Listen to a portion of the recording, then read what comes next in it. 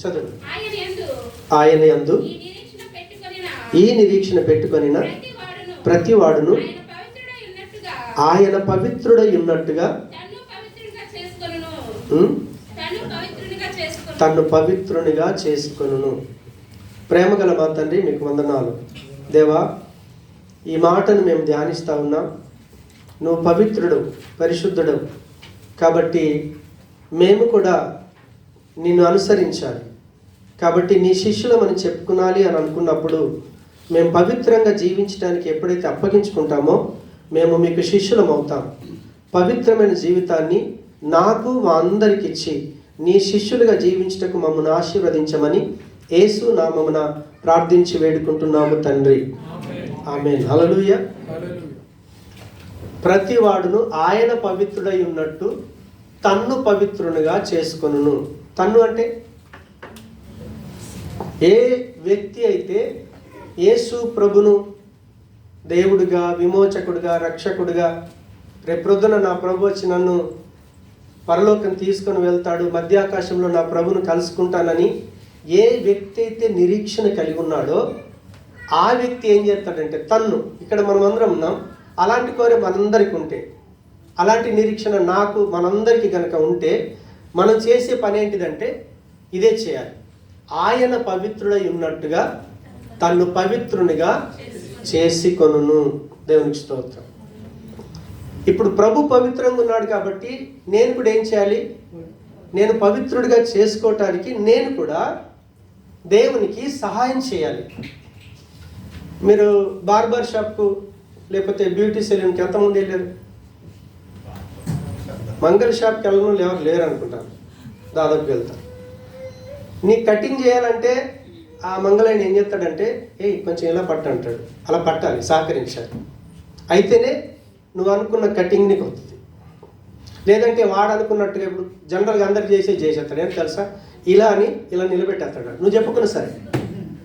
మీరు వెళ్ళి చూడండి, పిల్లలు అక్కడ వెళ్తారు. మా ఇంటి పక్కన వాడికి పక్కా తెలుసు, పాస్టర్ పంపించాడంటే ఏం కటింగ్ చేయాలంటే తెలుసు అన్నమాట. చెప్పకుండా వెళ్ళి కూర్చున్నారనుకో కరెక్ట్ మొత్తం ఈ డిప్ అంతా కనిపించేటట్టు ఇక్కడ పెట్టేస్తాడు, పంపించేస్తాడు. కాబట్టి మన కటింగ్ బాగుండాలి అనుకున్నప్పుడు వాడు ఎలా చేయటానికి సిద్ధపడతాడో మనం సహకరించాలి. వాడికి అప్పగిచ్చేస్తే వాడు ఇష్టం ఉన్నట్టుగా చేస్తాడు. ఇప్పుడు చూడండి, ఇక్కడున్న నాతో మనమందరం ప్రభుని అంగీకరించాం. ఎందుకు అంగీకరించామంటే ప్రభువు పరిశుద్ధుడు, ఆయన పరలోకంలో నివాసం చేసేవాడు.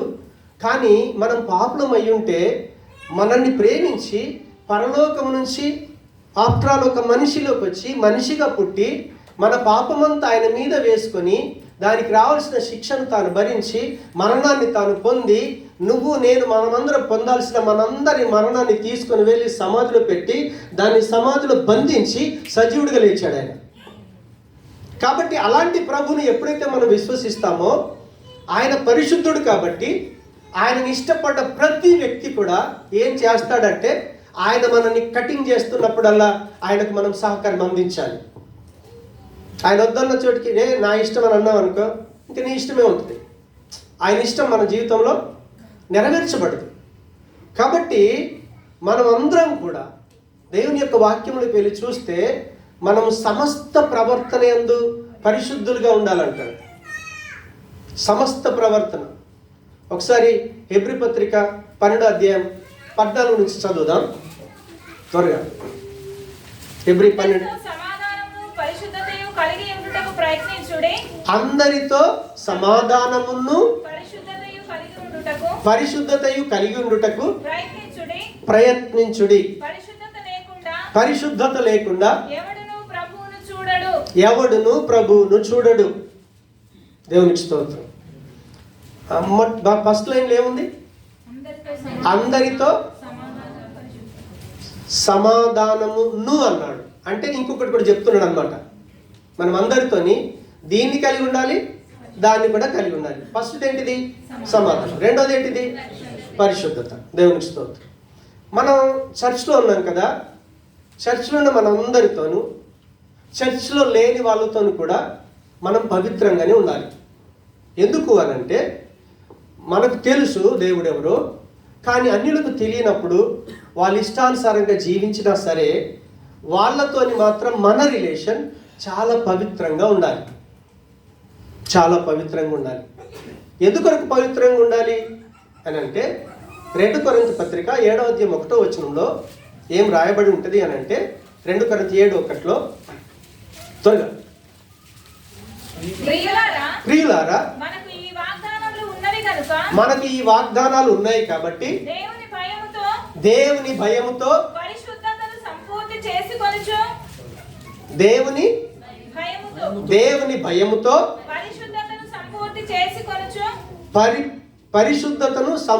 చేసుకొనుచు శరీరమునకును ఆత్మకును కలిగిన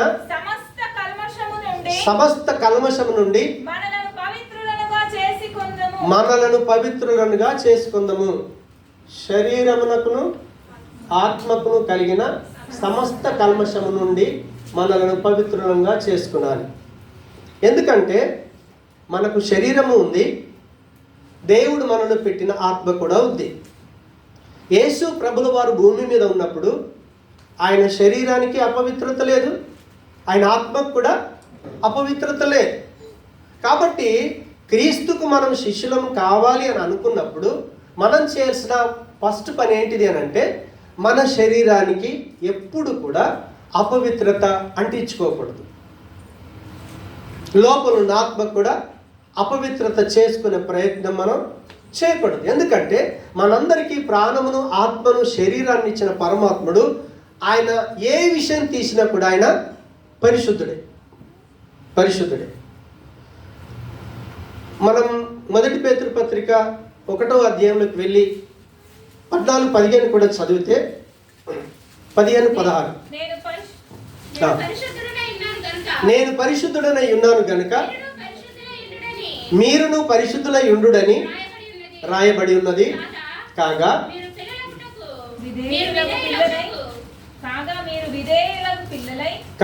మీరు విధేయులకు పిల్లలై మీ పూర్వపు అజ్ఞాన దశలో మీకుండిన ఆశలను అనుసరించి ప్రవర్తింపక మిమ్మల్ని ఈ పాపలోకము నుంచి పిలిచినటువంటి వాడు పరిశుద్ధుడై ఉన్నాడు. కాబట్టి మీరును సమస్త ప్రవర్తనయందు పరిశుద్ధులై ఉండండి. సమస్త ప్రవర్తనయందు పరిశుద్ధులై ఉండండి. సమస్త ప్రవర్తన అంటే మళ్ళీ ఎబ్రీ పత్రిక 12వ అధ్యాయం 15వ వచనానికి వెళ్దాం.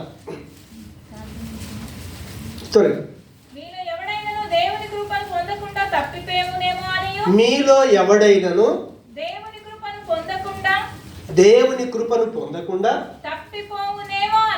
తప్పిపోవునేమో అనియు చేదైన వేరు ఏదైనను మొలిచి కలవరపరచుట వలన అనేకులు అపవిత్రులైపోవుదురేమో అనియు. అక్కడ ఆగాలి. దేవునికి స్తోత్రం. మీలో ఎవడైనను దేవుని కృపను పొందకుండా తప్పిపోవునేమో అని. దేవుడు అందరికీ కృప చూపిస్తాడో చూపించడా? 100% అందరికీ కృప చూపిస్తాడు. ఎందుకంటే చర్చ్లో కూర్చున్న మనం చక్కటి ఏసీ అంత వాతావరణం బాగుంది. మీరు సినిమా థియేటర్కి వెళ్ళి కూర్చోండి, అక్కడ కూడా మంచి ఏసీ, అన్ని సౌకర్యాలు ఇలాగే చేయాలి, ఇంతకంటే బాగుంటాయి. ఇంకా ఇది ఇంకేముండదు. సినిమా థియేటర్లో డిఫరెంట్ ఉంటుంది. అవునా? వాళ్ళకి దేవుడు తెలియదు. వాళ్ళకు మంచి వాతావరణం ఇచ్చాడు, మనకు కూడా మంచి వాతావరణం ఇచ్చాడు. అవునా కాదు? దేవుడు వాళ్ళ పట్ల కృప చూపిస్తేనే కదా అంత లగ్జరీ అనుభవిస్తున్నారు. లేకపోతే అనుభవించగలుగుతారా? అనుభవించలేరు. మనకు మెర్సిడీస్ కారు ఉంటే అన్యులకు కూడా మెర్సిడీస్ కార్లు ఉన్నాయి. బెంజమిన్ కారు ఉంటే వాళ్ళకు బెంజమిన్ కారు ఉంది. అన్నీ ఉన్నాయి. దేవుడు అందరికీ కృప చూపిస్తాడు. కానీ ఇక్కడ పౌలు చెప్తా ఉన్నాడు, సంఘంతో మాట్లాడుతూ ఉన్నాడు, సంఘస్థులతో మాట్లాడుతూ ఉన్నాడు, క్రీస్తు రక్తంలో కడగబడిన బిడ్డలతో మాట్లాడుతూ ఉన్నాడు. ఏమని మాట్లాడుతూ ఉన్నాడు అని అంటే, మనం పై వచనం ఏం చదువుకున్నాం? అందరితో పరిశుద్ధత కలిగి ఉండాలి. ఇప్పుడు పరిశుద్ధత ఎలా పోగొట్టుకుంటామో చెప్తా ఉన్నాడు. సమస్త ప్రవర్తనలు అన్నాడు. ఏ ప్రవర్తన సరే, మనం ఉదయం లేచి నుంచి రాత్రి పడుకునేదాకా మన ప్రవర్తన పరిశుద్ధంగానే ఉండాలి. కాబట్టి మనం ఉదయం లేచి నుంచి మనం చేసే పనుల్లో ఒక పని ఏంటిది? భోజనం. సింపుల్. భోజనం చేయకుండా ఎవరైనా ఉంటారా? ఉంటారా ఎవరైనా? ఎవరు ఉండరు. అయితే ఇక్కడ పౌలు ఏం చెప్తున్నాడంటే, మీరు దేవుని యొక్క కృప చేత, మీరు ఆయన ఉచితమైన కృప చేత, ఆయనలో విశ్వాసం ఉంచుట ద్వారా దేవుని కృప చేత మీరు ఇంత గొప్ప రక్షణను కలిగి ఉన్నారు. నరకానికి వెళ్లకుండా పరలోకం వెళ్ళే జీవితాన్ని అనుభవిస్తూ ఉన్నారు. కాబట్టి ఇలాంటి జీవితాన్ని అనుభవిస్తున్నటువంటి మీలో ఎవడైనా ఒకవేళ దేవుని కృపను పొందకుండా తప్పిపోవునేమో అని పౌలు ఆ సంఘస్థుల గురించి వేదన చెందుతున్నాడు, కలవరపడుతూ ఉన్నాడు. సాతాను ఏం చేస్తుందంటే, మనకు తెలియకుండానే మనని అపవిత్రతలోకి తీసుకొని వెళ్తూ ఉంటుంది. సో అట్లాంటి ఒక వ్యక్తిని ఇక్కడ చూపిస్తా ఉన్నాడు, ఎగ్జాంపుల్ చూపిస్తా ఉన్నాడు. ఏంటిది? కింద వచనం త్వరగా. ఒక్క పూట కూటి కొరకు తన జ్యేష్ఠత్వపు హక్కును అమ్మివేసిన ఏశావు వంటి భ్రష్టుడైనను వ్యభిచారి అయినను ఉండునేమో అనియు జాగ్రత్తగా చూచుకొనండి. దేవునికి స్తోత్రం. ఇప్పుడు ఇక్కడ మనకు అర్థం కావాలి, ఒక్క పూట కూటి కొరకు తన జ్యేష్ఠత్వపు హక్కును అమ్మివేసిన ఏశావు. సరే, లోక సంబంధంగా చూస్తే జ్యేష్ఠత్వపు హక్కు ఎవరికి ఇస్తారు? తండ్రికి 4 పిల్లలు ఉన్నారనుకోండి, ఫస్ట్ వాళ్ళకి జ్యేష్ఠత్వపు హక్కు ఇస్తారు. సరే, మన తండ్రి అయిన దేవుడికి ఫస్ట్ కుమారుడు ఎవరు? యేసుప్రభు. ఎవరు? జ్యేష్ఠ కుమారుడు యేసుప్రభే. మళ్ళీ మీరు డౌట్ పడద్దు. హల్లెలూయా. ఆల్రెడీ రోమ పత్రికలో రాసింది ఉంది, 8వ అధ్యాయం, మీరు చదవండి, చదువుకోండి. ఓకేనా? ఇప్పుడు తన జ్యేష్ఠ కుమారుడికి ఎక్కడ సీట్ ఇచ్చాడు? పరలోకంలో తండ్రి కుడిపార్శ్వన సీట్ ఇచ్చాడు. అది అందరికి దొరికేది కాదు, అవునా కాదు? ఇప్పుడు ఇక్కడున్న నాతో సహా మనం పనికిరాని వాళ్ళం, చెడ్డోళ్ళం, నీచంగా బ్రతుకున్నాం. మన బ్రతుకులు అంత మంచి కావు. కానీ యేసుక్రీస్తును నమ్మటం ద్వారా ఈరోజు క్రీస్తుని బట్టి పరలోకంలో యేసు ప్రభుకి ఎలాంటి సీట్ ఇచ్చాడో అలాంటి సీటును మనకు కూడా ఇచ్చాడు దేవుడు. అందుకే ప్రభు అన్నాడు, యోహాను 14 మీరు చదవచ్చండి, నేను వెళ్తున్నాను, కలవరపడకండి. ఓకే, నేను మీకు చెప్పకుండా వెళ్ళట్లేదు, చెప్పి వెళ్తున్నాను. ఎందుకు తెలుసా? నేను పరలోకం వెళ్తున్నాను, మీ కొరకు సపరేట్ స్థలాన్ని సిద్ధపరచడానికి వెళ్తున్నాను. నేను మళ్ళీ వస్తాను, తీసుకొని వెళ్తాను. ఓకే, అర్థమైందా? అర్థమైంది. ఇప్పుడు చూడండి, ఏశావుకు ఆకలేసింది. ఆకలేస్తే ఒక పూట భోజనం కొరకు జ్యేష్ఠత్వాన్ని అమ్ముకోవచ్చా? ఇప్పుడు ఆయన ఏం చేశాడు తెలుసా? దేవుడిచ్చినటువంటి ఆ జ్యేష్ఠత్వపు హక్కుని ఆఫ్టర్ భోజనానికి అమ్మేశాడు. దేనికి అమ్మేశాడు? ఇప్పుడు దేంతో అపవిత్రం చేసుకున్నాడు? భోజనాన్ని బట్టి పరలోకమునే పోగొట్టుకున్నాడు. అర్థమైందా? అర్థమవుతుందా? అందుకే పౌలు అంటున్నాడు అక్కడ, ఏశావు లాంటి భ్రష్టుడు ఒకవేళ మీలో ఉన్నాడేమో. కాపరికి సంఘములో ఉన్న విశ్వాసులు ఏ విషయంలో పడిపోతారేమోనని సంఘ కాపరి ఆ సంఘంలో ఉన్న పిల్లల కొరకు ఇంటి దగ్గర మోకరించి కన్నీళ్లతో ప్రార్థన చేస్తూ ఉంటాడు. ప్రభా, ఈ పిల్లల్లో ఏ ఒక్కరిని కూడా నేను పోగొట్టుకోకూడదు. ప్రతి ఒక్క బిడ్డను నీ ముఖ దర్శనం చేస్తున్నప్పుడు ఆ పరలోక పట్టణపు విందులో నాతో పాటు వాళ్ళందరినీ చూడాలి. ఒక సేవకుడికున్న అతిశయం, ఒక సేవకుడికున్న కిరీటం, ఒక సేవకుడికున్న గొప్పతనం సంఘంలో ఉన్న విశ్వాసులే. సంఘంలో ఉన్న విశ్వాసులే. కానీ సాతాను ఏశావుకు దేవుడు అంత జ్యేష్ఠ పక్కునిస్తే ఆఫ్టర్ ఒక పూట భోజనం కొరకు తన్ని పోగొట్టుకున్నాడు. అపవిత్రం చేసుకున్నాడు. ఇప్పుడు క్రీస్తుని బట్టి ఇక్కడున్న మనందరికీ దేవుడు పరలోకములో ఇచ్చాడు. అవునా కదా? ఆయనను బట్టి ఇప్పుడు హక్కు కదా, ఆయనను బట్టి అక్కడ స్థానం కదా, అవునా కదా? మరి ఇప్పుడు దేవుడు ఇచ్చినటువంటి ఆ భాగ్యాన్ని పోగొట్టుకోవటానికి ఎంతమంది మనకిచ్చింది వారంలో ఒకటే రోజు కూడుకుంటున్నాం, ఒక్క పూట ఆరాధన కొరకు. ఇప్పుడు మీరు డ్యూటీ చేస్తే 100 ధరమ్స్ వచ్చినాయి అనుకో, ఎంత వస్తాయి? 100నో 200 వస్తాయి. ఆ పరలోకపు పట్టిన ప్రత్యక్షతను 100కో 200కో అమ్ముకుంటున్నారా? సన్నిధి ఉంది ఈరోజు, డ్యూటీ ఉంటే ఓకే. వాళ్ళు ఏం చేస్తారంటే కమిట్మెంట్లో మీరు డ్యూటీలు జాయిన్ అయ్యేటప్పుడు ప్రతి సండే చుట్టి సార్, డ్యూటీ చేస్తే ఓటీ. ఏంటిది? ఓటీ. ఇప్పుడు ఆ ఓటీకి ఎంతమంది అమ్ముకుంటున్నారు? సన్నిధికి రాకుండా ఈ సన్నిధిని దేనికి అమ్మేస్తున్నారు? ఓటీకి, పార్ట్ టైంకు అమ్మేసి సన్నిధికి రాకుండా ఎంతమంది భ్రష్టులు అయిపోతున్నారు. మిమ్మల్ని మీరు అపవిత్రం చేసుకుంటున్నారు. డబ్బు విషయం కావచ్చు, కుటుంబ విషయం కావచ్చు, నువ్వు ఏ విషయమైనా సరే సమస్త ప్రవర్తన యందు మీరు పరిశుద్ధంగానే జీవించాలి. దాన్ని పోగొట్టుకోవటానికి లేదు. ఇప్పుడు 2 కొరింథీ 7:1 మనం అన్ని విషయాల్లో పవిత్రులుగా ఉండాలి కదా. శరీరానికి కానీ ఆత్మకు కానీ మనం అపవిత్రత అంటించుకోకూడదు. ఓకే, మీకు సండే డ్యూటీ వేశారు, నో ప్రాబ్లం. రెగ్యులర్ మీ నిబంధనలో డ్యూటీ ఉంది, ఎప్పుడో ఒకసారి డ్యూటీ వేశారు, వెళ్ళాం, దానికి అర్థం ఉంది. కానీ నీ హాలిడేను కూడా నీ ఓటీకో పార్ట్ టైంకో అప్పగించుకొని నువ్వు అమ్మేసుకుంటే నువ్వు అపవిత్రుడు అయిపోతావు. 1 కొరింథీ 7:1 ఏముంటుంది? ప్రియులారా 1 కొరింథీ 7:1 మీరు వ్రాసిన వాటి విషయము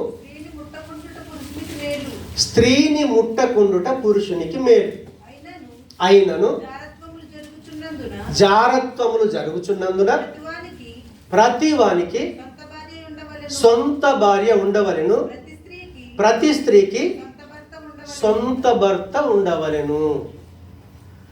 స్త్రీని ముట్టకుండా ఉండటం మంచిది. ఎందుకంటే మనందరి శరీరాలు కూడా నాతో సహా ఈ మట్టి నుంచి తీయబడ్డాయి. ప్లస్ పాపం దీన్ని ఏలుతూ ఉంది, పాపపు స్వభావం ఉంది. మనం ఇంకా పూర్తిగా పవిత్రులం కాల. ప్రతి క్షణం మనకి పోరాటం ఉంటుంది. దేవుని పిల్లలకి లోకస్తులకు ఉన్న తేడా ఏంటంటే మన శరీరాన్ని ఎప్పుడు కూడా అపవిత్రం చేసుకోవద్దు. అందుకే నేను ఇలా చెప్తాను, ఎవరైనా లేడీస్ నెంబర్ ఉంటే తీసేయండి, మీ దగ్గర కూడా ఏదైనా పురుషుల నెంబర్ తీసేసుకోండి. కావాలంటే లేడీస్ ఏమైనా పురుషులతో మాట్లాడాలంటే అమ్మకు మెసేజ్ పెట్టి మీరు మాట్లాడండి. ఎందుకు జాగ్రత్త పడతానంటే స్త్రీ విషయం పురుషుడి విషయంలో చాలా తొందరగా పడిపోతారు. మనం దేవుని పిల్లలం, మన దేవుడు పరిశుద్ధుడు. ఆయన శరీరంలో మలినం లేదు, ఆయన ఆత్మీయతలో కూడా మలినం లేదు. ఒకవేళ మలినం చేసుకుంటే నువ్వు దేవుడి యొక్క ఉచితమైన కృపలు ఇచ్చిన గొప్ప రక్షణను, పరలోకాన్ని పోగొట్టుకుంటావు. శరీర సంబంధమైన కోరిక ఎంతసేపు? క్షణకాలం. కానీ సాతాను ఏం చేస్తుంది తెలుసా? దాన్నే గురి చేసి పడిపోయేటట్టుగా చేస్తుంది. అంతే కొరింథీలో ఉన్నటువంటి సంఘంలో ఉన్న విశ్వాసులకి పరిశుద్ధాత్మ దేవుడు పౌలు ద్వారా రాయిస్తున్నాడు. ఏంటి? సరే, ప్రతి వ్యక్తి కొంతమంది పెళ్లి చేసుకోకుండా నిలబడగలుగుతారు, కొంతమంది పెళ్లి చేసుకోకుండా నిలబడలేరు. నిలబడలేనప్పుడు, మనసు నిలుపుకోలేనప్పుడు మనం ప్రిఫరెన్స్ దేనికి ఇవ్వాలి? పెళ్ళికి ఇవ్వాలి. కనుక అక్కడ ఏమంటున్నాడంటే ప్రతి వానికి సొంత భార్య అని ఎందుకన్నాడు? ఇక్కడ ఏమన్నాడు? ప్రతి స్త్రీకి సొంత భర్త, ప్రతి వానికి సొంత భార్య. సొంత భార్య అని ఎందుకు రాయాల్సి వచ్చింది? అర్థమవుతుందా మీకు? మాట్లాడాలి, అర్థమైతే. భార్యాభర్తలు ఏకమయ్యేటప్పుడు తల్లిదండ్రుల సమక్షంలోనూ, సమాజం యొక్క సమక్షంలోనూ, దైవ సేవకుల యొక్క సమక్షంలోనూ వాళ్ళు జతపరచబడతారు. దేవుని సాక్షిగా వాళ్ళు భార్యాభర్తలు అవుతారు. కాబట్టి సొంత భర్తని ఎప్పుడంటాం? సొంత భార్యని ఎప్పుడంటాం? చెప్పాలి. టెంపరరీ భార్యకి టెంపరరీ భర్తకి తేడా ఏంటి? సొంత భార్యకి టెంపరరీ భార్యకి తేడా ఉందా లేదా? మనం దేవుని పిల్లలమని చెప్పుకుంటున్నాం. ఇప్పుడు శరీరానికి మలినాన్ని అంటించుకోవచ్చా? సొంత భార్య సొంత భర్తని ఎందుకు అన్నాడు అని అంటే, దేవుని పిల్లలుగా మనకు కూడా సొంత భార్య సొంత భర్త ఉన్నలు ఒక కుటుంబంలాగా ఉంటారు. అవును కదా? వాళ్ళకి దేవుడు చక్కటి పిల్లల్ని ఇస్తాడు. కుటుంబంగా సమాజంలో మర్యాద కలిగి ఉంటాం, గౌరవం కలిగి ఉంటాం. అవునా? కుటుంబ వ్యవస్థను దేవుడు ఏర్పాటు చేశాడు. ఈ కుటుంబ వ్యవస్థనే స్థానిక సంఘం. ఫస్ట్ కుటుంబాన్ని ఏర్పాటు చేశాడు దేవుడు. ఆదాముకు అవ్వనిచ్చాడు, వాళ్ళని ప్రేమించి పిల్లల్ని ఇచ్చాడు. ఏదెను తోట వాళ్ళ స్వర్గం. కానీ ఎప్పుడైతే పాపంలో పడిపోయారో స్వర్గం నుంచి, ఏదెను తోట నుంచి వెలివేయబడ్డారు. సంఘమేమో ఎత్తబడి పరలోకానికి వెళ్ళటానికి సిద్ధపడుతూ ఉంది. ఆయన వరుడుగా మధ్యాకాశానికి రాబోతా ఉన్నాడు. వధువుగా మనం సిద్ధపడుతున్నాం. వధువుగా సిద్ధపడుతున్నప్పుడు ఈ భూమి మీద ఉన్న ప్రతి సంఘం యేసు ప్రభుది. ఎవరిది? ఈ భూమి మీద ఎన్ని సంఘాలు ఉన్నాయో ప్రతి సంఘం ప్రభుదే. కాకపోతే స్థానిక సంఘములు ఉన్నటువంటి వాళ్ళు ఎవరైతే వాక్యానుసారంగా జీవిస్తూ స్థానిక సంఘములో కట్టబడుతూ ఉంటారో అలా ఎదుగుతున్న వాళ్ళు దేవుని యొక్క రాకడలో అన్ని సంఘాల నుంచి ఎత్తబడతారు. వాళ్ళని ఏమంటారంటే సార్వత్రిక సంఘము. ప్రపంచంలో ప్రతి సంఘము నుంచి క్రీస్తును ప్రేమించి క్రీస్తు రక్తంలో కడగబడి ప్రతి భాష సంఘము నుంచి ఎత్తబడతారు. దాన్ని ఏమన్నారంటే సార్వత్రిక సంఘము. కాబట్టి మన శరీర సంబంధమైన జీవితం ఎన్ని రోజులు ఉంటామో ఎప్పుడు ఊడిపోతామో తెలియదు. ఓకే, ప్రభు అన్నాడు భర్త చచ్చిపోయాడా, భార్య ఇంకొక పురుషుని చేసుకోవచ్చు. భార్య చచ్చిపోయిందా, ఇంకొక భార్య. భర్త చనిపోయాడా, ఇంకొక భర్తను చేసుకోవచ్చు. No problem. అది ధర్మశాస్త్రం ప్రకారంగా దేవుని ఇష్ట ప్రకారంగా జరుగుతున్నటువంటి ప్రక్రియ. అలా కాదని భయంకరంగా దుబాయ్లో ఉన్న వ్యవస్థ ఏంటంటే ఇక్కడ అంత టెంపరరీ చెప్పుకోవటానికి సిగ్గేస్తుంది. కానీ ఈరోజు మనం సంఘం అని పిలువబడుతున్నామే, టెంపరరీకి ఛాయిస్ లేదు. స్వంత ప్రతి పురుషుడికి, ప్రత్యేకంగా దేవుని పిల్లలని చెప్పుకుంటున్న ప్రతి వ్యక్తికి ఉంటే సొంత భార్య ఉండాలి, ఉంటే సొంత భర్త ఉండాలి. సాతానుడు ఏం చేస్తాడంటే మనల్ని టెంప్టేషన్లో పడగొడతాడు. వయస్సు లాంటిది. ప్రత్యేకంగా యవనస్తులు తప్పక తొట్టిల్లుతారని వాక్యం సెలవిస్తూ ఉంది. కానీ ఎప్పుడైతే యేసయ్య వైపు చూస్తామో, యెహోవా వైపు చూస్తామో, దాన్ని తట్టుకొని నిలబడే శక్తి, ఒక నూతనమైన బలాన్ని ప్రభు మనకిస్తాడు.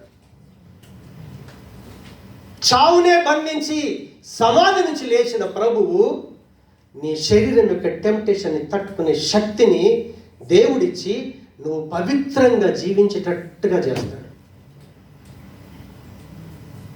అర్థం ఏంటో తెలుసా? ఆ వ్యక్తి యేసు ప్రభుకు శిష్యుడయ్యే రూట్లో ఉన్నాడని అర్థం. హల్లెలూయా. సపోజ్ సొంత భర్త తిట్టాడనో, సొంత భార్య తిట్టిందనో టెంపరరీ భర్త దగ్గరికి కూడా వెళ్ళొచ్చు. వెళ్ళేవాళ్ళు చాలామంది ఉన్నారు. కానీ అది నీ కుటుంబం కాదు. నీకు కుటుంబం ఉంది, నీకు వ్యవస్థ ఉంది, నీకు ఒక స్థానిక సంఘం ఉంది. ఏదైనా జరిగితే మన జీవితాన్ని సరి చేసుకోవాలి. ఇంకొక దగ్గరికి వెళ్తే దేవుడు దాన్ని సహించడు. భర్త చచ్చిపోతే ఇంకో భర్తను చేసుకోవచ్చు. సంఘమే లేకుండా పోయింది అనుకో, ఇంకొక దగ్గర కట్టబడతాం, నో ప్రాబ్లం. ఎందుకంటే ఆ సంఘం కూడా దేవుడిదే. కుటుంబం అనే వ్యక్తి స్థానిక సంఘానికి విలువిస్తాడు. సంఘం అంటే ఏంటో కుటుంబంలో ఉన్న వ్యక్తికి మాత్రమే అర్థమవుద్ది. కుటుంబంతో సంబంధం లేకపోతే టెంపరీ భర్తలు ఉంటారు, టెంపరీ భార్యలు ఉంటారు. మీరు ఏ సంఘానికన్నా వెళ్ళొచ్చు, రోజు ఒక సంఘం తిరగచ్చు, నో ప్రాబ్లం. కానీ నువ్వు క్రీస్తుకి శిష్యుడివి కాలేవు, నీ పరిశుద్ధతను సంపూర్తి చేసుకోలేవు. సాతానుడు నిన్ను మోసం చేస్తాడు. ఒకవేళ అలాంటి భ్రష్ట మనసు ఒకవేళ మనలో ఉంటే మనం తప్పిపోతాం. అందుకే పౌలు కలవరపడతా ఉన్నాడు, రోధిస్తూ ఉన్నాడు. శరీర విషయమే కావచ్చు, భార్య భర్తల బంధం విషయం కావచ్చు, ప్రతి విషయంలో సమస్త ప్రవర్తన యందు మనం ఎలా ఉండాలి? నిర్దోషులుగా ఉండాలి, పవిత్రంగా జీవించాలి. అప్పుడే మనం ప్రభువుని చూడగలుగుతాం. పరిశుద్ధత లేకుండా నువ్వు ప్రభువుని చూడలేవు. నేను చెప్పట్లేదు, వాక్యం చెప్తా ఉంది. పరిశుద్ధత కలుసుకుంటుంది, పాపం పాపాన్ని కలుసుకుంటుంది. పరిశుద్ధత పవిత్రత రెండు ఒకే బాడీలో ఉండటానికి లేదు. కానీ నేను పాపిని, నాలో చెడు ఉంది, కానీ ప్రభుతో సంబంధం పెట్టుకున్నాను. నా చెడును రోజు రోజు రోజు రోజు చెడుని ఇలా తీసేస్తున్నాడు, ఆయనలో ఉన్న మంచిని నింపుతా ఉన్నాడు. ప్రక్రియ స్టార్ట్ అయింది. నేను మంచిని అవ్వటానికి, పరిశుద్ధం అవ్వటానికి, నీతిమంతుని అవ్వటానికి, న్యాయవంతుని అవ్వటానికి ఆ ప్రక్రియ జరుగుతున్నటువంటి క్రియనే స్థానిక సంఘము. ఇక్కడ దేవుని యొక్క ఆధిపత్యం ఉంటుంది, వాక్యం యొక్క ఆధిపత్యం ఉంటుంది. మన ఇష్టానికి చాయిస్ లేదు, మన కోరికలకు చాయిస్ లేదు. ఎందుకంటే క్రీస్తు రక్తంలో కడగబడిన జనాంగం. చర్చ్ అంటే గోడలు కాదు, చర్చ్ అంటే క్రీస్తు రక్తంలో కడగబడిన మనమందరం దేవుని పిల్లలమై ఉన్నాం. దేవుడు పరిశుద్ధుడైతే ఆయన పిల్లలు పరిశుద్ధులుగానే ఉండాలి. కాకి పిల్ల కాకిలాగానే ఉంటుంది. నేను పావురం అని భ్రమలో ఉంటే ఏమీ చేయలేదు. పావురం పిల్లలాగానే ఉంటుంది, పంది పిల్లలాగానే ఉంటుంది. దానికి బురదనే కావాలి. అదే గొర్రె పిల్ల చూడండి, బురదలో పడితే దాని నుంచి బయటికి వచ్చేదాకా అది మోరుతూనే ఉంటుంది, ఏడుస్తూ ఉంటుంది. మనని గొర్రె పిల్లని ఎందుకన్నాడో తెలుసా? మేకలకి గొర్రెలకు ఉన్న తేడా చాలా ఉంది. గొర్రెలైతే కాపరిని వెంబడిస్తాయి, మేకలైతే వాటి వెనకాల కాపరి పరిగెత్తాలి. విశ్వాసుని బట్ట కాపరి పరిగెత్తటం కాదు, కాపరి వెంబడి విశ్వాసులు పరిగెత్తాలి. కాపరి మాటకు లోబడతారు, కాపరి మాటకు విధేయత చూపిస్తారు. సంఘానికి కాపరి మన ప్రభు. నేను మీరు అందరం కలిసి ఆయన మాటకు లోబడాలి, ఆయన వాక్యానికి లోబడాలి. అప్పుడు మనం క్రీస్తులాగా పరలోకానికి వెళ్తాం. అందుకే క్రైస్తవ జీవితం మతం కాదు. క్రైస్తవ జీవితం సత్యం. ఒక వ్యక్తి సత్యం అర్థం కాకపోతే, మనం అనుకున్నదే సత్యమైతే సత్యం సత్యంగానే ఉంటుంది, కానీ మనం మోసపోతాం. నేను మొబైల్ని విడిచిపెడతాను, ఎక్కడ పడుద్ది? అది మీదికే పోద్దని నువ్వంటే నేనేం చేస్తాను? కింద పడటమే సత్యం. న్యూటన్ సిద్ధాంతం ఏంటి? పైకి ఎగిరెత్తే కిందికే వస్తుంది, అవునా కాదు? నేను నమ్మను అంటే దానికి ఆయన ఏం చేయలేడు, చివరికి జరిగేది కిందికి వచ్చేది. కాబట్టి దేవుడు సత్యం, ఆయన ఉన్నాడు అన్నది సత్యం, ఆయనకు ప్రాణమును ఆత్మను శరీరాన్ని మనకిచ్చింది సత్యం. కాబట్టి సత్యవంతుడైనటువంటి పరమాత్మని చేరుకునాలి అంటే మనం మార్గంలోకి వెళ్ళాలి. ఏంటి ఆ మార్గం? ప్రభు అన్నాడు, నేనే మార్గాన్ని. ఏ వ్యక్తి అయినా సరే, ప్రపంచంలో ప్రతి మానవుడు తండ్రి అయిన దేవుడి దగ్గరికి వెళ్ళాలంటే నేనే మార్గం, నేనే సత్యం. నేను చెప్పేది సత్యం. ఎందుకో తెలుసా? దేవుడు ఎలా ఉంటాడో ఆయన జీవితంలో చూపించాడు. ఆయన దేవుడు ఎంత పవిత్రంగా ఉంటాడో క్రీస్తు తన జీవితం ద్వారా చూపించాడు. ఆయననే సత్యం, ఆయన మనకు మార్గం, ఆయన మనకు మార్గం. ఎందుకంటే దేవుడు నిత్యంగా ఉండేవాడు, జీవం కలిగి ఉండేవాడు. ఆ జీవంలో ప్రవేశించాలి అంటే మనం ప్రభు దగ్గరికి వచ్చాం. ఇప్పుడు ఆయన మార్గంలో ప్రయాణం చేస్తున్నాం. ఆయన మార్గంలో ప్రయాణం చేస్తున్న మనం ఎక్కడ కూడా సాతానుకు చోటివ్వద్దు. సాతాను మన జీవితాన్ని భ్రష్టత్వంలోనికి తీసుకొని వెళ్తాడు. మీరు రోమపత్రిక 1 చదవండి, ఎంత ఎక్సలెంట్ ఉంటాడంటే అక్కడ ఉన్నటువంటి ప్రజలట వాళ్ళు దేవుణ్ణి ఎరిగియు ఎరగనట్టుగా జీవించారు. దేవునికి ఇవ్వాల్సిన మహిమ చతుష్పాద జంతువులకి, వెండికి, బంగారానికి ఇచ్చారట. అందుకే దేవుడు వాళ్ళని ఏం చేశాడంటే, దేవుడు తెలిసి కూడా ఈయన దేవుడు అని తెలుసు కానీ ఆయనకు ప్రిఫరెన్స్ ఇవ్వలేదు. అప్పుడు దేవుడు ఏం చేస్తాడంటే భ్రష్టాత్మకు అప్పగిస్తాడట ఆయన. అప్పుడు భ్రష్టాత్మకు అప్పగించిన తర్వాత వాళ్ళు ఏం చేస్తారంటే తెలుసా, చెయ్యరాని కార్యాలన్నీ చేస్తారు. స్త్రీలు స్త్రీలను పెళ్లి చేసుకుంటారు, పురుషులు పురుషుల్ని పెళ్లి చేస్తారు. అక్కడ రాసింది ఉంది, నేను చెప్పట్లేదు. అందుకే ఇప్పుడు వాళ్ళకు కూడా వివాహాలు ఏర్పాటు చేశారు. ఎంత భ్రష్టత్వం! వాళ్ళట ఆ పనులు చేసే వాళ్ళతో సంతోషిస్తారట ఏకీభవించి. అలాంటి మనసుకు మనల్ని అప్పగించారు. దేవుడు నీకు తెలుసా, దేవుడు పవిత్రుడని తెలుసా, నువ్వు పవిత్రంగా జీవించడానికి అప్పగించుకో. లేదంటే మన జీవితం ఎటుపోతుందో తెలియదు. క్రైస్తవ జీవితం ఆషామాషి కాదు. నీ వల్ల అవ్వకపోతే ఆయన మీద ఆధారపడు. ప్రభు నా వల్ల అవ్వట్లేదు, ఇది నాకు సహాయం చేయి. ఆటోమేటిక్గా ఆయన నీకు సహాయం చేస్తాడు. కొలస్సీ పత్రిక ఒకసారి 3వ అధ్యాయం 8-9 చూద్దాం. నేను చెప్పి నేను ముగిస్తాను. 9-10 కొలస్సీ. ఒకరితో ఒకడు అబద్ధమాడకండి, ఏలయనగా ప్రాచీన స్వభావమును దాని క్రియలతో కూడా మీరు పరిత్యజించి జ్ఞానము కలుగు నిమిత్తము దాన్ని సృష్టించిన వారి పోలిక చొప్పున నూతన పరచబడుచున్న నవీన స్వభావమును ధరించుకొని ఉన్నారు. ప్రాచీన స్వభావం అంటే పాత పురుషుడు, మనలో అంతరంగ పురుషుడు ఉన్నాడు. అవునా? మనకు తల్లిదండ్రుల ద్వారా వచ్చినటువంటి జీవితం ప్రాచీన స్వభావం. ఎందుకంటే వాళ్ళలో పాపం ఉంది కాబట్టి పాపం మనకు ఆటోమేటిక్ వచ్చేసింది. కానీ ఇప్పుడు క్రీస్తులోకి వచ్చాం, దేవునిలో పుట్టాం, దేవుని పిల్లలు మనం పెరుగుతూ ఉన్నాం. కాబట్టి మనం క్రీస్తును ఎప్పుడైతే ధరించుకుంటామో మన లోపల నవీన స్వభావం వస్తుంది, కొత్త స్వభావం వస్తుంది. ఇప్పుడు మనమందరం ఇక్కడ ఉన్నాం కదా, మనందరికి ఒక గురి ఉంది. ఏంటంటే కొలస్సీ పత్రిక 3:1 అంటాడు, మీరు క్రీస్తుతో కూడా, అక్కడాగా మీరు క్రీస్తుతో కూడా లేపబడిన వారైతే అన్నాడు. యేసు ప్రభు చచ్చిపోయాడు, లేచాడు. ఎందుకొరకు చనిపోయాడు ఆయన? పాపం కొరకు చచ్చిపోయాడు ఆయన. అవునా కదా?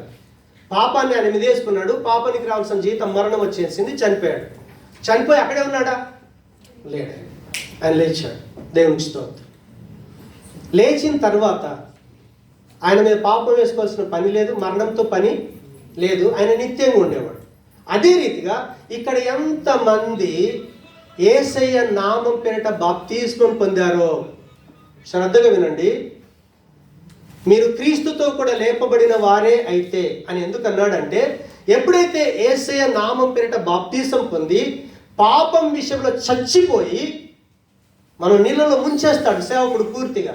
సమాధి చేయబడింది పాత జీవితం. ఇప్పుడు క్రొత్త జీవితం దేని కొరకు? మళ్ళీ అది పాపం కొరక కాదు. మన జీవితం ఇప్పుడు క్రీస్తులాగా జీవించటం కొరకు, పవిత్రంగా జీవించటం కొరకు, నీతిగా న్యాయంగా మంచివాడిగా జీవించటానికి ఈ జీవితాన్ని దేవుడు మనకి ఇచ్చాడు. మనం నీళ్ళలో నుంచి, ఆ సమాధి నుంచి లేచింది అందుకొరకే. కాబట్టి మన గురి ఏంటిది? ఇప్పుడు ఎట్టి పరిస్థితులలో తండ్రి కుడి పార్శ్వాన కూర్చున్న యేసు ప్రభును 100% చేరుకున్నారు. 100% చేరుకున్నాలంటే ఈ భూమి మీద నుంచి మొట్టమొదటి మానవుడు పరలోకంకి వెళ్ళి తండ్రి కుడి పార్శ్వాన కూర్చున్న ఏకైక మానవుడు ఎవరు అంటే ప్రభు అయినటువంటి యేసుక్రీస్తుల వారు. ఎందుకంటే పిలాతు కూడా అంటాడు, ఇదిగో ఈ మనుషుడు, మీరు వడ్రంగి వాడైన మరియ యోసేపుల కొడుకున్నాడు కదా, ఆయన ఏదో దేవుణ్ణని రాజునని చెప్పుకుంటే చంపేశారు కదా. ఇగో ఈ మనుషుడు, ఆయన 100% మనిషి, కానీ వెళ్ళి ఎక్కడ కూర్చున్నాడు? తండ్రి కుడి పార్శ్వన కూర్చున్నాడు. కాబట్టి ఎప్పుడైతే మనము ప్రభువును నమ్మి చచ్చిపోయామో మనలో ఉన్నటువంటి అవయవాలను చంపేసుకున్నారట. అందుకే కొలసి 3:3 ఏముంటుందంటే, ఒక మాట చదువుదాం. ఏలయనగా ఇంకా కిందికి రా, టైం లేదు, 5వ వచనం నుంచి. కావున భూమి మీద నుండి మీ అవయములను అనగా జారత్వమును, అపవిత్రతను, కామాతురతను, దురాశను, విగ్రహారాధనైన ధనాపేక్షను చంపేయండి. మనం ఏం చేయాలి? చంపేయాలి. ఏమేం చంపేయాలట? జారత్వం. ఫస్ట్ జారత్వం అంటే ఏంటో మీకు అర్థం కావాలి. జారత్వం అంటే ఏంటి అంటే, నీళ్లు పారుతూ ఉంటే పాకురు అంటాం కదా, దాని మీద మనం అడుగు పెడితే స్లిప్ అయిపోతాం. నాచు అంటారు కదా, నాచు కలిగిన రాయి మీద మనం పాదం పోపామనుకోండి స్లిప్ అయిపోతాం. సో ఇప్పుడు ఇక్కడ ఉన్న మనం అందరం, మీరు ఏ స్థితి కలిగి ఉన్నారో ఆ స్థితిలో సంతోషంగా ఉన్నారు. నాకు 1000 రూపాయలు సార్లొచ్చు, మీతో సంతోషంగా ఉన్నారు. నాకు దేవుడు మంచి భార్యని ఇచ్చాడు, భార్యతో సంతోషంగా ఉండు. భార్య లేదు, భార్య లేకున్నా సంతోషంగా ఉండు. అవునా? అట్లా నీ ఉదయం నుంచి రాత్రి దాకా సమస్త ప్రవర్తనలో ఏ విషయంలో కూడా మనం జారిపోయే స్థితిలో ఉండద్దు. పాపం ఎప్పుడు చేస్తాం? చాలా అనుకున్నప్పుడే కదా, అవునా కదా? లంచాలు ఎందుకు తీసుకుంటాం? దొంగతనం ఎందుకు చేస్తాం? చాలా అనుకున్నప్పుడే కదా. సో మనం ఏ విషయంలో కూడా కదలకుండా స్థిరంగా ఉండాలి. భార్య అయితే భార్య, భర్త అయితే భర్త, వచ్చిన శాలరీ కావచ్చు, డబ్బు కావచ్చు, దేన్ని బట్టి అయినా సరే మనం స్థిరత్వం కలిగి ఉండాలి. ఓకే? జారత్వమును, అపవిత్రతను, మనం ఏ విషయాల్లో అపవిత్రం అంటించుకోవద్దు.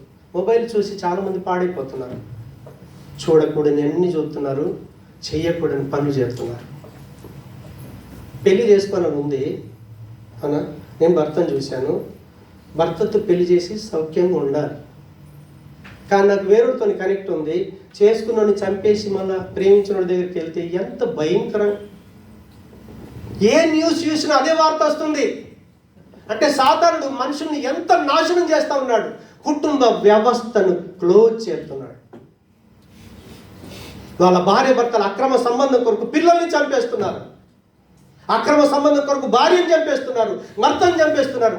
కుటుంబమే లేకుండా సాతానుడు చేస్తూ ఉన్నాడు ఈ రోజుల్లో. దేవుని పిల్లల కుటుంబాలు అది జరగటానికి లేదు. అర్థమవుతుందా?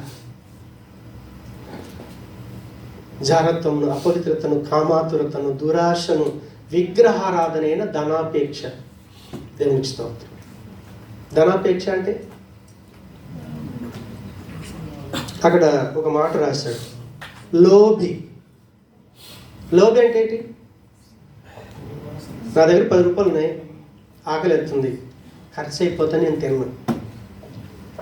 అరే ఆకలి తిను, నీ కడుపు కదా, నీ కొరికే కదా. అంటే వాళ్ళ దృష్టిలో ఏమవుతుందంటే డబ్బు దేవుడు, డబ్బే దేవుడు. కొంతమంది డబ్బును మొక్కేటోళ్ళు ఉన్నారు, బంగారం మొక్కేటోళ్ళు ఉన్నారు, వాళ్ళకున్న పనిముట్లను మొక్కేటోళ్ళు ఉన్నారు. వాళ్ళకు దేవుడు అదే. ఎందుకంటే బ్రతకటానికి సహాయం చేస్తుంది కాబట్టి. అవునా? దేవుణ్ణైనా పక్కన పెడతారు కానీ డబ్బును మాత్రం విడిచిపెట్టుకోరు. సపోజ్ బస్సు వచ్చింది, వెళ్ళిపోయింది అనుకో, 10 రూపాయలు 20 రూపాయలు వాడితే ట్యాక్సీతో బండికి వచ్చేస్తాం ఇక్కడికి. కానీ ఇప్పుడు ఈ 20 ధరమ్స్ దేవుడు అయితే మనం ఎక్కడ ఉంటాం? అయ్యగారు బండి వెళ్ళిపోయింది, తినటానికి, ఖర్చు పెట్టడానికి, ఎక్కడెక్కడికి వెళ్ళటానికి ట్యాక్సీ మీద వెళ్ళొచ్చు, దేవుని సముఖానికి రావటానికి మాత్రం బస్సు కావాలి. ఎంత దౌర్భాగ్యమైన స్థితి. దేవుడు ఉచితంగా అవకాశం ఇచ్చాడు, ఓకే నో ప్రాబ్లం, బండి వెళ్ళిపోయిందిరా. దేవుణ్ణి దేవుడిగా చూడకుండా డబ్బును దేవుడిగా చూస్తే దేవుడి కొరకు రూపాయి కూడా ఇవ్వలేడు. నువ్వు పాపివై ఉంటే నీ కొరకు ప్రాణం పెట్టి దేవుని బిడ్డగా చేసుకొని పరలోకం వెళ్ళే ఛాయిస్ ఇస్తే దేవునికి ఎంతమంది, ఇక్కడ అందరం కూర్చున్నాం కదా, నెలలో మీరు వచ్చిన సంపాదనలు ఎంతమంది దేవుడికి ఇస్తున్నారు? కనీసం 100 ధరమ్స్ ఇవ్వలేని భయంకర స్థితి. మొబైల్ పాడైందా, 1500 పెట్టి మొబైల్ కొన్నాం, కానీ దేవుడికి ఇవ్వడానికి మాత్రం డబ్బులు ఉండవు. వాడు దశం భాగం ఇవ్వడు, మొక్కుబడి ఇవ్వడు, కానుక ఇవ్వడు, ఏది ఇవ్వడు. ఫ్రీగా చర్చికి రావాలి, వినాలి, వెళ్ళిపోవాలి. దాన్ని ఏమంటారంటే లోబి. పరలోకం వెళ్ళి పెట్టుకుని ఛాయిస్ పోగొట్టుకుంటాం. డబ్బు దేవుడు అవుతాడు, దేవుడు అన్యుడైపోతాడు. కానీ మన పేరు మాత్రం దేవుని పిల్లలం. పరలోకం వెళ్తాం, దేవునికి స్తోత్రం. వెళ్తామా? వెళ్ళలేం. డబ్బు దేవుడయ్యాడు. కాబట్టి క్రీస్తుకు మనం శిష్యులమే అయితే మనం డబ్బు విషయంలో అపవిత్రులు కావద్దు, భార్య భర్తల విషయంలో అపవిత్రులు కావద్దు, భోజనం కొరకు అపవిత్రం కావద్దు, సమస్త ప్రవర్తన విషయాలు. మీరు ఇక్కడ కూర్చుంటున్నారే, మనమందరం దేవుని పిల్లలమే అయితే ఇక్కడ కూర్చున్న మనమందరం ఏం రిలేషన్ అవుతాం? మనందరి తండ్రి ఒక్కడే. నువ్వు చెడ్డ చూపులు చూడొచ్చా? లేడీస్తో వేరే విధంగా మాట్లాడవచ్చా? అక్కడ కూర్చున్నారే, నా చెల్లో, నా తల్లో, నా అక్క అవుతుంది ఆ రిలేషన్. నాకు నువ్వు చెడ్డ చూపు చూసావా, నీ పని అయిపోయింది. బయటికేమో చెల్లి అక్క, లోపల ఉన్న సంబంధం ఏమో అక్రమ సంబంధం. ఎంత భయంకరమైన నీచమైన జీవితాలు. దయచేసి మనం అలా ఉండకూడదు. మనం ఆయన శిష్యులకు పోతున్నామంటే అవి ఒకటి ఒకటి ఒకటి ఒకటి ఆయన కత్తిరిస్తున్నప్పుడు అలా మనం సహకరించాలి. మనం కూడా చంపుకోవడానికి ప్రయత్నం చేయాలి. కాబట్టి ప్రభా, నేను నీకు శిష్యుని కావాలనుకుంటున్నాను. ఈ రోజు నుంచి నా శరీరానికి ఏ రకమైన మాలిన్యం అంటకుండా ఒకవేళ ఉంటే ఈరోజు కత్తిరించే ప్రభా. లోబడే మనసు దయచే. సంఘంగా కుటుంబంగా జీవించాలి. కుటుంబంలో ఉన్న ప్రతి ఒక్కరితో రిలేషన్ కలిగి ఉండాలి. అది దేవుడు కోరుకుంటున్నాడు. అలాంటి జీవితం కొరకు మనల్ని మనం అప్పగించుకుందాం. దయచేసి అప్పగించుకుందాం. ప్రేమ కలిగిన మా తండ్రి, కృపా కనికరం గల మా దేవా, మీకు వందనాలు స్వామి. నీ శిష్యులుగా ఉండాలి అంటే, తయారవ్వాలి అంటే మేము అన్ని విషయాలలో పవిత్రులుగా ఉండాలి. ఆహారం కానిదోని కొరకు రూకలిస్తూ ఉన్నాం, కానీ జీవాహారం ఇచ్చేదానికి ఇవ్వట్లేదు నాయన. ప్రతి విషయంలో నా అపవిత్రతను ఈరోజు మేము విడిచిపెట్టుకోవడానికి అప్పగించుకుంటుండగా నీ కనికరము, నీ దయ మా మీదకి రానిచ్చి మమ్మల్ని పవిత్రులుగా చేసి నీకు శిష్యులగుటకు, నిన్ను కల్లారా చూడుటకు మమ్మల్ని అందరినీ బలపరిచి మీ నామమునకు మహిమ తెచ్చుకొనుమని యేసు నామమున ప్రార్థిస్తున్నాను తండ్రి. ఆమేన్.